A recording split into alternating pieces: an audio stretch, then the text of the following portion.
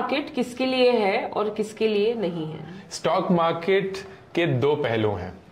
एक जिसको हम ट्रेडिंग बोलते हैं, एंड ट्रेडिंग होता है कि आप स्टॉक के प्राइस पे बेट करते हैं, ऊपर जाएगा, नीचे जाएगा, इधर जाएगा, उधर जाएगा। इसको शॉर्ट टर्म ट्रेडिंग बोलते हैं। ये एक बहुत बहुत बहुत ज्यादा टेक्निकल फील्ड है महक, मेरे बस की नहीं है, ना मैं ये जानता हूं, ना मैं किसी को ये सजेस्ट करूंगा।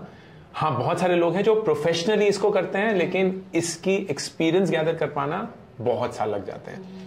दूसरा पहलू है what is called passive investing. यहां आप इस बिलीफ से चलते हैं क्या किसी की रोजी रोटी है इस मार्केट को समझना, म्यूचुअल फंड मैनेजर के रूप में, एंड वो डिसाइड करते हैं कि किस स्टॉक में डालें, कौन सी कंपनी खरीदें, कितनी खरीदें, कौन सी बेचें, कब बेचें, कितनी बेचें, एंड आपको ये सब झेलना नहीं पड़ेगा। आप उनको एक छोटा सा एक्सपेंस रेशियो मतलब एक फी देंगे और वो उस फी से ये पूरा पोर्टफोलियो चलाएंगे।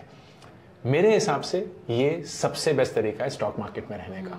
जब लोग बात करते हैं ना कि सट्टा बाजार में फैमिलीज उजड़ जाती हैं, पूरा पैसा चौपट हो जाता है, वो ऑप्शंस ट्रेडिंग में होता है, डेरिवेटिव्स ट्रेडिंग में होता है, पेनी स्टॉक इन्वेस्टिंग में होता है। लेकिन अगर आप पोर्टफोलियो इन्वेस्टिंग करते हैं, वो भी पैसिव, तो आपका कभी भी पैसा जीरो नहीं होगा। रिलायंस का, टाटा का, एचडीएफसी का, एसबीआई का, इन्फोसिस का शेयर प्राइस कभी भी जीरो नहीं होगा अनलेस वो कंपनी बंद हो जाएगी। तो हम उन कंपनीज पे कभी बेट ही नहीं करेंगे जो बंद होगी, क्योंकि निफ्टी 50 जैसे हम ले लेते हैं, भारत की टॉप 50 कंपनी है। अब वो कौन सी कंपनी है हमें उसमें घुसना ही नहीं है। वो जैसे कंपनीज चेंज होंगी, उनका वेट्स चेंज होगा, वैसे ही वो म्यूचुअल फंड भी चेंज होता रहेगा। हम सिर्फ उसमें पूरी शिद्दत के साथ हर महीना एसआईपी करेंगे एंड उसका रिटर्न कमाएंगे। कोई इंसान जो 35 इयर्स का हो और उसने आज तक कोई सेविंग्स नहीं की हो, तो उसे क्या करना चाहिए एक हैप्पी रिटायरमेंट लाइफ के लिए?